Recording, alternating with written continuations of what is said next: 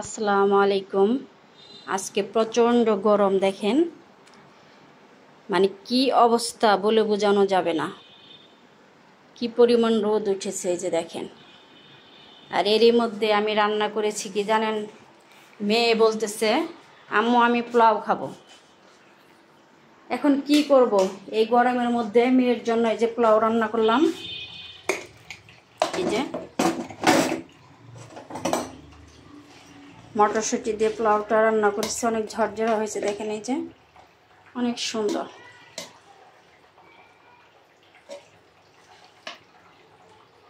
ঠান্ডা হয়ে গেছে, অনেক আগে রান্না করেছি, 12টার দিকে রান্না করেছি।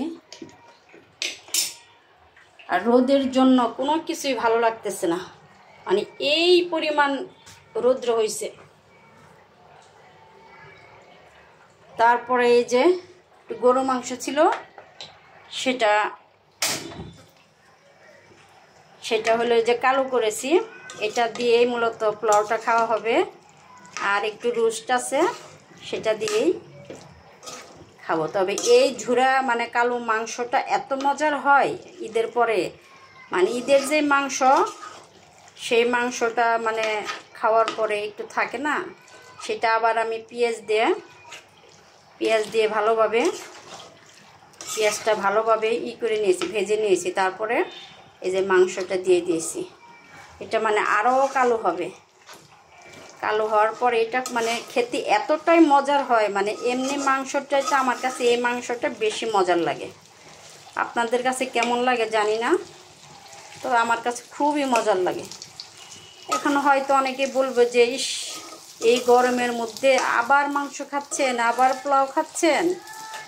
কিচ্ছু করার নাই, এখন মেয়ে বলছে যে আমি আম্মু খাবো পোলাও। যাই হোক, মেয়ের আবদার পূরণ করলাম, মেয়ে আর কি খাবো, অল্প করে, বেশি খাবো না।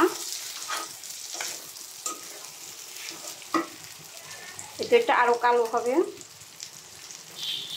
এক ভাবি কাঁঠাল দিয়েছিল, সেই কাঁঠাল না খেয়ে যে বিচিগুলো রেখে দিয়েছি দেখেন, এগুলো তো পরে ভর্তা বানিয়ে খাবো সেই মজা করে। এই যে এটা গরম হচ্ছে, আর এই যে এখানে শসা ভিজে রেখেছি, শসা, লেবু আছে, আর এই যে একটু রোস্ট ছিল, সেটা যে ভালোভাবে গরম করে নিয়েছি। এই যে অল্প একটু রোস্ট ছিল, এটা দিয়েই আর ওইটা দিয়ে খাওয়া হবে। কিচ্ছুই করার নাই। আপনাদের ওই দিক দিয়ে কীরকম গরম পড়েছে জানাবেন, আমাদের এখানে প্রচুর গরম পড়েছে। যাই হোক, এই অল্প একটু ভিডিও আপনাদের সাথে শেয়ার করলাম, জানি না কেমন লাগবে। যাই হোক, সবাই ভালো থাকবেন, সুস্থ থাকবেন, আল্লাহ হাফেজ।